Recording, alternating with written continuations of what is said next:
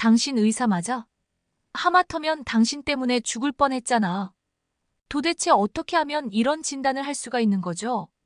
히잡을 두른 한 젊은 여성이 중동의 어느 병원에서 의사에게 소리치며 항의하고 있습니다. 그녀의 인생이 송두리째 날아가 버릴 수도 있는 상황이었는데 극적으로 새로운 삶을 얻게 된 그녀에겐 어떤 사연이 있는 것일까요?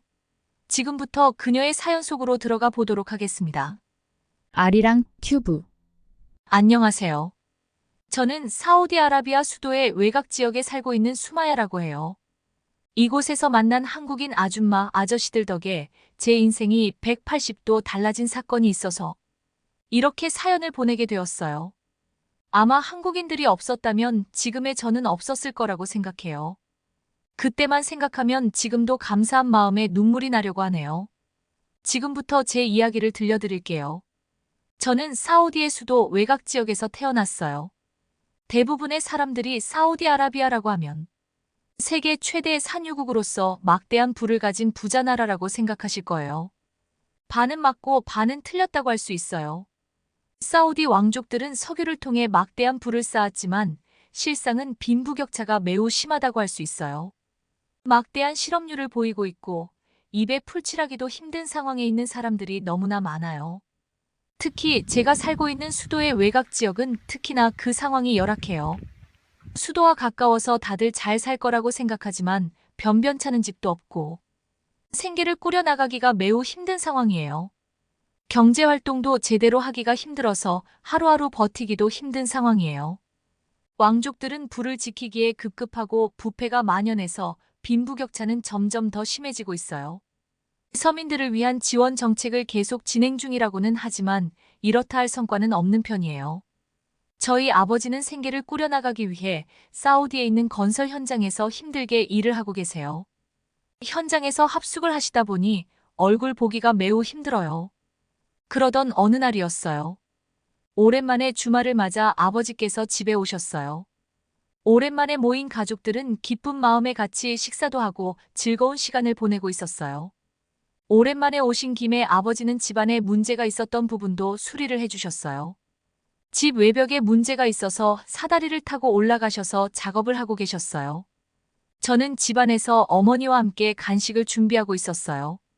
그때 악하는 비명 소리와 함께 뭔가 크게 떨어지는 소리가 들렸어요. 놀란 저와 어머니는 밖으로 뛰쳐나갔어요. 저는 그 모습을 보고는 소스라치게 놀라고 말았어요. 아버지가 사다리에서 떨어지셨더라고요. 다리가 심하게 부러진 것 같았고 머리에선 피를 흘리고 계셨어요. 놀란 저희는 정신을 차리고 급하게 아버지를 모시고 병원으로 이동했어요.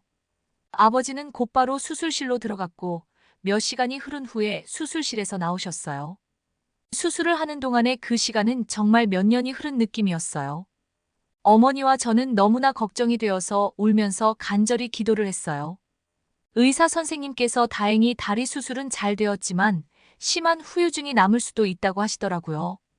재활에 집중을 하면 경과가 좋아질 수 있다고 하셨는데 수술비도 부담스러운데 재활까지 하기에는 형편이 매우 어려웠어요.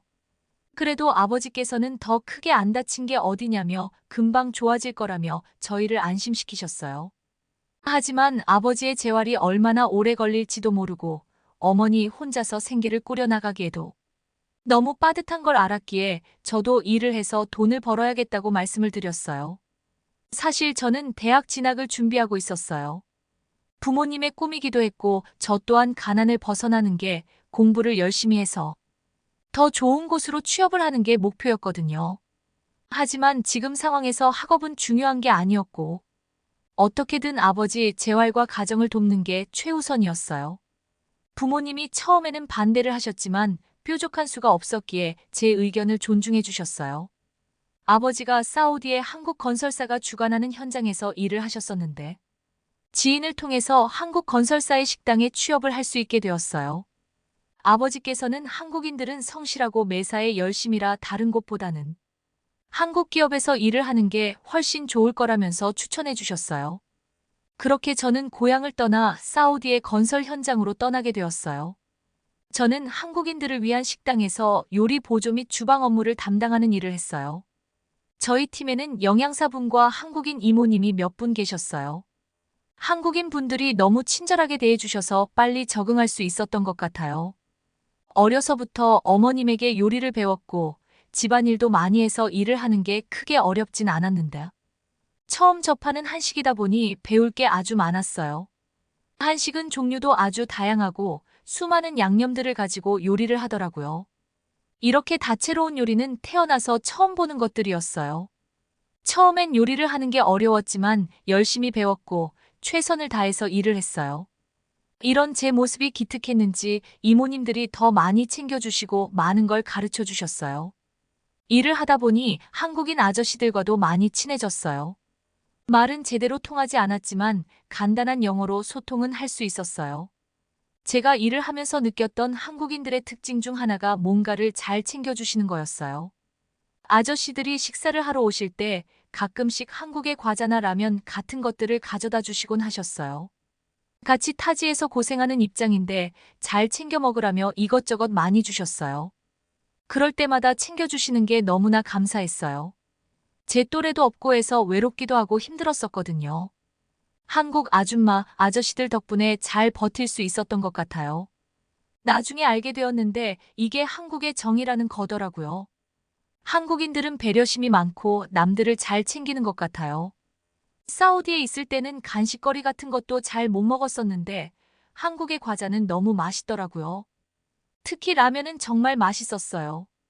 종류가 아주 다양했는데 먹기도 간편하고 맛있어서 자주 먹게 되더라고요. 특히 일을 마치고 저녁에 먹는 라면은 정말 꿀맛이었어요. 한국인들이 왜 라면을 좋아하는지 알 것 같더라고요. 저에게 잘 챙겨주시는 게 너무 감사해서. 한 번은 제가 요청을 해서 사우디의 대표 전통 음식을 만들어 드린 적이 있어요. 쌀과 양이나 닭고기로 만든 캅사라는 음식이었어요. 맛이 없으면 어쩌지 하는 걱정도 있었는데 다들 너무 맛있다며 저에게 칭찬도 많이 해주셔서 너무 감사했어요. 그렇게 저는 힘들지만 마음은 즐겁게 일을 하며 적응해 나가고 있었어요. 그런데 어느 날부터 두통이 가끔씩 생기고 시력도 조금씩 안 좋아지는 게 느껴지더라고요. 몸이 피곤해서 그런가 보다 하며 크게 대수롭지 않게 여기며 계속 생활했어요. 그런데 시간이 지나도 크게 좋아지지가 않았어요. 저를 본 아주머니, 아저씨들께서 괜히 병 키우지 말고 병원에 가서 검사를 받아보라고 하시더라고요. 그렇게 병원을 찾게 되었는데 의사 선생님께서 저를 살펴보시더니 큰 문제는 아닌 것 같고 스트레스성으로 그럴 수도 있다며 두통을 완화시켜 줄 수 있다는 약을 처방해 주셨어요. 저는 큰 병이 아니라고 하니 마음이 놓였어요. 그런데 약을 먹어도 크게 효과가 있지는 않았어요. 병원에서는 큰 이상이 없다고 하니 별 문제 아니겠지 생각하며 생활을 계속했어요. 얼마 후 오랜만에 휴가를 받게 되어 오랜만에 집에 가게 되었어요. 기숙사 생활을 하다 집에 가게 되니 기분이 좋더라고요. 오랜만에 아버지와 어머니 얼굴을 보니 너무 좋았어요. 아버지 상태도 많이 좋아지셨더라고요. 아직까지 제대로 걷지는 못하고 계신데 재활 훈련을 하면서 조금씩 좋아지고 있다고 하셨어요. 어머니께서 일은 할 만하냐고 물어보셨어요.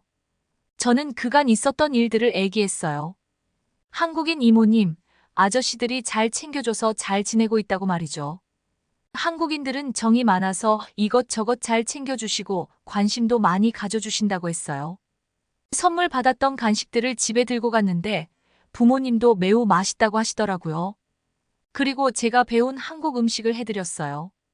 일하는 곳에서 받아온 재료로 제육볶음과 김치찌개를 해드렸는데 정말 맛있다고 하셨는데 한국의 맛이 여기서도 통하더라고요. 부모님은 잘 지내고 있는 제 모습을 보며 너무 좋아해 주셨어요. 그러면서 한국인 분들에게 저를 잘 챙겨주셔서 고맙다고 대신 전해달라고 하셨어요. 며칠간의 휴가가 끝나고 저는 직장으로 복귀를 했어요. 며칠 못 봤다고 아저씨들께서 아주 반갑게 맞아주셔서 기분이 좋았어요. 다시 열심히 일을 하고 있는데 영양사님이 절 부르시더라고요. 무슨 일이 있나 싶어서 약간 걱정되기도 했는데 뜻밖의 상황에 저는 아주 놀라고 말았어요. 이번에 직원 대상으로 한국에 일주일간 문화체험을 보내주는 복지 행사가 있는데 저를 추천했다고 하더라고요. 그동안 열심히 일해주었고 많은 추천이 있어서 제가 선정됐다고 했어요. 그러면서 부담 갖지 말고 편하게 다녀오라고 하더라고요. 열심히 일을 했을 뿐인데 이렇게 저에게 많은 배려를 해줘서 너무 감사했어요. 사실 지금까지 여행이라고는 가본 적이 없었는데 회사 덕에 여행까지 갈 수 있게 되어 기분이 너무 좋았어요. 같이 일하는 이모님들과 식사하러 오시는 아저씨들 덕에 한국에 대한 관심이 많이 생겼었는데 이번 기회에 한국에 가게 되어 너무 설레더라고요. 요즘 세계적으로 한류 열풍으로 한국의 음악, 드라마, 음식 등 다양한 부분에서 인기를 끌고 있었어요. 큰 기대를 안고 한국행 비행기에 올랐어요. 한국까지는 14시간 정도로 꽤 오랜 시간이 걸리더라고요.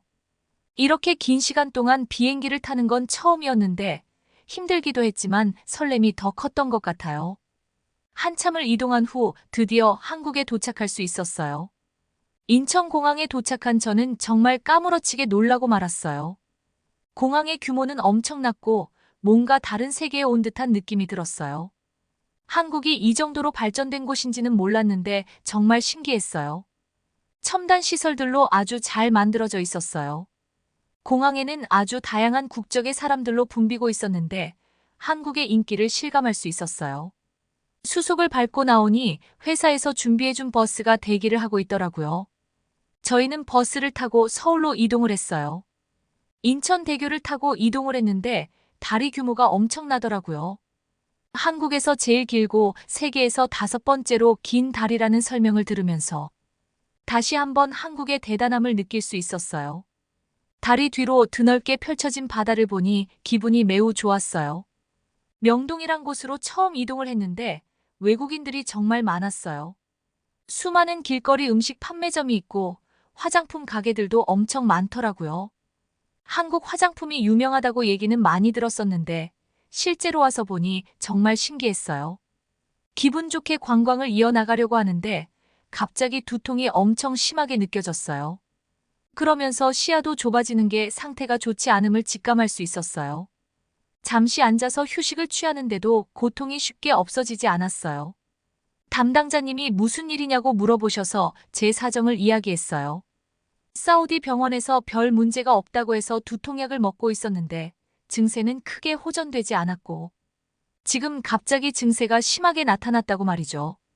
그 말을 들은 담당자님이 어딘가 전화를 하시더니 병원에 가보자고 하시더라고요. 저는 비용적인 부담도 있고 해서 거절하려고 했지만 생각보다 상태가 좋지 않아서 어쩔 수 없이 담당자님을 따라 병원으로 가게 되었어요. 병원은 규모도 크고 아주 시설이 좋았어요. 담당자님이 이 병원이 저희 회사와 연계되어 있는 병원인데 한국에서도 꽤 유명한 병원이고 의사 선생님들 수준 또한 매우 높다고 말씀해 주시더라고요. 한국의 의료 수준이 뛰어나다는 얘기는 많이 들어서 알고 있었어요. 잠시 후 의사 선생님과 상담을 하는데 표정이 안 좋아지시더라고요. 그러면서 좀 더 정확한 진단을 위해 정밀 검사를 해보자고 하셨어요. 검사 결과를 기다리는 동안 너무 불안하고 걱정이 되기 시작했어요. 사우디의 병원에서 별 문제가 없다고 했었는데 한국인 의사 선생님이 심각하게 말씀을 하시니 너무 불안했어요. 다시 의사 선생님을 만났는데 의사 선생님 표정이 계속 심각해 보였어요. 잠시 후 의사 선생님께서 촬영한 사진을 가리키면서 설명을 해주셨어요. 제 뇌에 종양이 있다고 하시더라고요. 뇌의 종양으로 인해 두통이 있었고 신경을 눌러서 시력에 문제가 생기고 있었다고 하셨어요. 그 말을 들은 저는 억울하기도 하고 당황해서 눈물이 쏟아져 나왔어요. 20살의 꽃다운 나이에 열심히 고생하며 살고 있는데 뇌종양이라는 시련까지 찾아오다니 너무하다 싶었어요. 의사 선생님께서 저를 진정시키시면서 그나마 다행인 건 위험한 수준의 악성 종양은 아니고 그렇게 크지 않은 양성 종양이라 수술만으로도 충분히 치료가 될 수 있다고 하시더라고요. 그 말을 들으니 안심은 되었지만 다른 한편으로 수술 비용에 대한 걱정이 생겼어요. 아버지 치료비를 보태드리는데도 빠듯한데 제 수술비까지 부담하는 건 현재 상황으로서는 아주 힘들었기 때문이에요. 생각할 시간이 필요했던 저는 생각이 정리되는 대로 연락을 드리기로 했어요. 이 상태로는 더 이상 여행을 하는 것도 무리가 있어 저 먼저 사우디로 돌아가게 되었어요. 돌아오는 비행기 안에서 수많은 생각을 했어요. 뛰어난 의료 실력을 갖춘 한국이었기에 오진에 대한 기대는 하기 힘들다고 판단했고, 수술비를 어떻게 마련해야 하는지에 대한 생각만 하게 되었죠. 그런데 아무리 생각해도 사실 답이 나오지 않았어요. 그렇게 무거운 마음으로 돌아와 일상으로 복귀를 했어요. 아직까지는 일을 할 수는 있는 상태였고, 당장 일을 그만둘 수도 없어서 출근을 했어요. 그렇게 저는 마음을 다잡고 무던하게 일을 하려고 노력했는데, 제 심정이 얼굴에서 티가 났나 봐요. 제 표정을 보신 이모님이 무슨 일이 있냐며 물어보셨어요. 처음에 저는 별일 아니라고 대답했는데, 계속 물어보셔서 어쩔 수 없이 제 사정을 얘기했어요. 제 얘기를 들은 이모님은 진심으로 걱정해 주시고는 힘내라고 하시며 일하러 돌아가셨어요. 이후로 며칠이 지났는데 사장님께서 저를 부르시더라고요. 갑자기 사장님께서 부르셔서 이모님께 했던 말이 생각나면서 직장에서 잘리는 건 아닐까 걱정하며 사장님실에 찾아갔어요. 사장님께선 저를 보시더니 건강 상태부터 물어보셨어요. 저는 괜찮다고 대답했어요. 잠시 후 사장님께서는 제 상황에 대한 이야기를 다 들었고, 식당 이모님과 저와 친하게 지냈던 아저씨들이 찾아왔다고 하시더라고요. 그러면서 본인들이 조금씩 돈을 모아서 제 수술비에 보탬이 됐으면 좋겠다고 하셨다고 하더라고요. 사장님께서도 제가 지금까지 열심히 한 걸 아신다며 회사 차원에서 수술비를 지원해 주시겠다고 하셨어요. 그 말을 들은 저는 지금 이 상황이 꿈인 것만 같았어요. 제가 뭐라고 이렇게까지 해주시는 게 믿기지가 않았어요. 저는 너무 기뻐서 눈물이 쏟아지더라고요. 이모님과 아저씨들은 저를 정말 가족처럼 생각해주고 계셨어요. 제 수술비 마련을 위한 모금을 했는데 꽤 많은 분들이 도움을 주셨고 돈도 꽤 모였다고 하시더라고요. 저는 한국인들의 정과 배려심, 단합력에 다시 한번 놀랄 수밖에 없었어요. 많은 분들이 수술을 잘 받고 와서 맛있는 음식 많이 해달라며 응원을 해주셨어요. 저도 수술 잘 받고 건강하게 돌아오겠다며 약속을 했어요. 한국으로 가기 전 고향에 다녀왔어요. 사실 부모님께는 이 상황을 아직 얘기하지 않았었거든요. 예상치 못한 방문에 부모님께서는 무슨 일이 있냐며 물어보셨어요. 저는 지금까지 있었던 일들에 대해서 말씀을 드렸어요. 제 말을 들은 부모님은 눈물을 흘리며 저 혼자 마음고생을 하게 만들어서 미안하다고 하시더라고요. 그러면서 한국인 분들께 너무 감사하다고 말씀하셨어요. 저는 한국 의료기술이 매우 뛰어나서 너무 걱정하지 말라며 부모님을 안심시키고 한국행 비행기에 몸을 실었어요. 두 번째 한국 방문을 이런 식으로 하고 싶진 않았지만 수술이 잘 되기만을 바랬어요. 한국에 도착했는데 전에 안내해 주셨던 담당자분께서 저를 마중 나오셨더라고요. 담당자님과 함께 바로 병원으로 이동했어요. 이미 예약이 되어 있어서 바로 수속을 밟고 입원을 하게 되었어요. 수술은 내일 진행하기로 했고 이것저것 검사를 받았어요. 검사를 받고 나니 긴장감이 몰려오더라고요. 수술 당일이 되고 긴장된 상태로 수술실로 들어갔어요. 얼마간의 시간이 흘렀는지 모르겠는데 마취가 점점 풀리면서 정신이 조금씩 들기 시작했어요. 수술은 5시간 정도가 걸린 듯 했어요. 담당자님께서 자리를 지키고 계셨고 고생했다고 말씀해 주시는데 너무 감사하더라고요. 잠시 후 의사 선생님께서 오셨고 수술은 잘 됐고 며칠간 경과를 지켜보자고 하셨어요. 양성 종양 수술이라 입원은 4일 정도만 해도 된다고 하셨어요. 생각보다 짧은 입원 일정에 꽤 놀랐고 한편으론 안심이 되었어요. 저는 6인실에 있었는데 제가 외국인이었음에도 불구하고 다들 많은 걱정을 해주셨어요. 저보다 먼저 수술한 분들도 있었는데 본인들도 빨리 회복이 되어 나간다고 저를 안심시켜 주셨어요. 입원해 있는 동안 같이 입원한 분들과 병간호 오신 분들에게 많은 도움을 받았어요. 말은 통하지 않았지만 그분들의 따뜻한 마음은 충분히 느낄 수 있었어요. 저에게 간식 같은 것들도 많이 나눠주시고 이것저것 많이 챙겨주셨어요. 저는 여기에서도 한국인들의 따뜻한 정을 느낄 수 있었어요. 한국인들은 남들을 신경 써주고 챙겨주는 게 기본적으로 가진 성향인 것 같아요. 그렇게 며칠이 지나고 저는 건강하게 퇴원할 수 있었어요.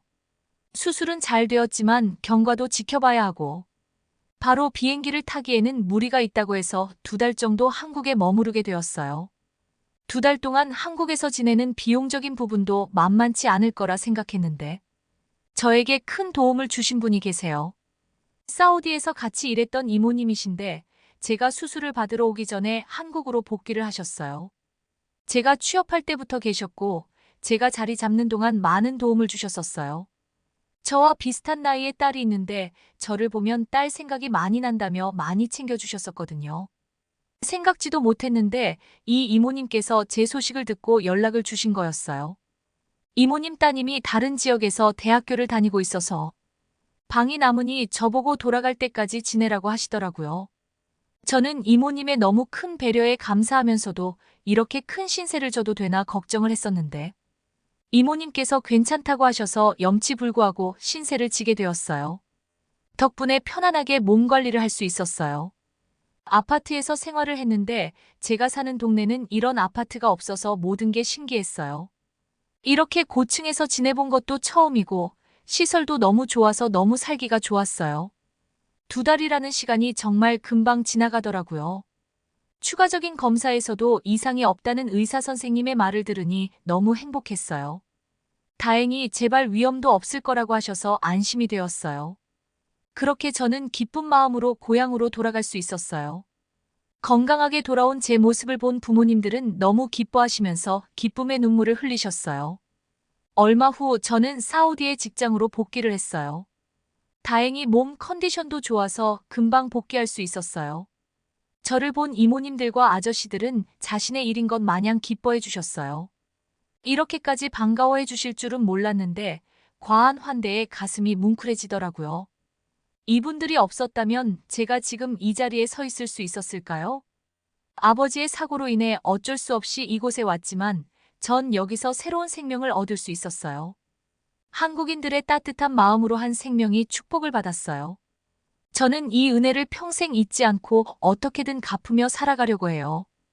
열심히 노력해서 한국에 도움을 줄 수 있는 사람이 되도록 할 거예요. 언젠간 더 좋은 소식을 전달드리고 싶어요. 재미있게 보셨나요? 오늘의 사연은 여기까지입니다. 수마일 씨의 사연에서도 볼 수 있듯 한국인들은 정이 정말 많은 민족입니다. 주변에 어려운 사람이 있거나 도움이 필요한 사람이 있으면 기꺼이 나서서 도와주죠. 세계적으로도 우리나라처럼 배려심 많고 남의 일도 내 일처럼 발 벗고 나서는 사람들은 없을 거라고 생각합니다. 사회가 점점 각박해지고 개인주의 성향이 강해지는데 주변을 한 번씩 돌아보고 선한 영향력을 베풀 수 있는 마음의 여유를 가졌으면 좋겠습니다. 지금까지 세상의 다양한 이야기를 전달하는 아리랑 튜브였습니다. 구독, 좋아요 부탁드립니다. 감사합니다. 아리랑 튜브